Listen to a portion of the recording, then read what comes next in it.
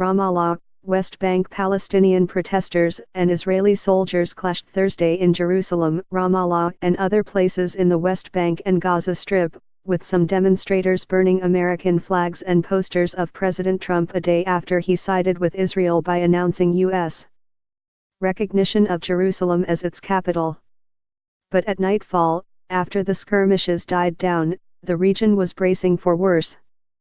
More than 100 people were injured Thursday, according to the Palestine Red Crescent, despite the deployment of several extra battalions of Israeli troops.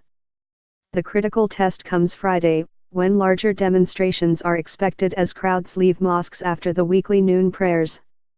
In Gaza, the Islamist movement Hamas urged its followers to ignite a third intifada, or uprising, against Israel. The Palestinian Authority called for a general strike. Shops were shuttered in Jerusalem's Old City. Trump's announcement on Wednesday that he would move the U.S. embassy from Tel Aviv to Jerusalem, and his declaration that the United States recognizes Jerusalem as Israel's capital reversed a decades-old U.S. policy, but the status of the city holy to Christians, Muslims, and Jews and struggled over for millennia is a deeply charged issue that resonates beyond the conflict between Israelis and Palestinians. For Trump, Jerusalem is an extension of a global culture war. The backlash rippled across the wider region, with hundreds of demonstrators gathering outside the U.S. embassy in neighboring Jordan holding placards reading "Decision rejected" and "No to U.S. arrogance." Criticisms continued to flow in from governments in the Middle East, Europe, and beyond, with U.S. friends and adversaries alike voicing disapproval and alarm.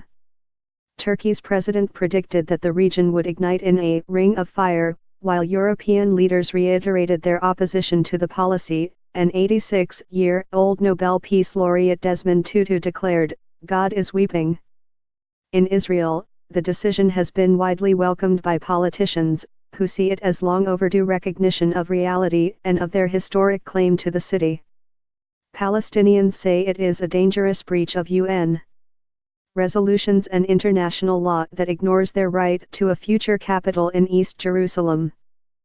On the edge of the Palestinian city of Ramallah on Thursday, Israeli forces fired dozens of rounds of tear gas and stun grenades at hundreds of Palestinian protesters airing their anger over Trump's statement, moving quickly to disperse the crowd.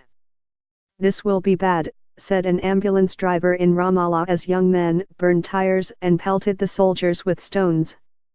Emergency vehicles ferried the injured away.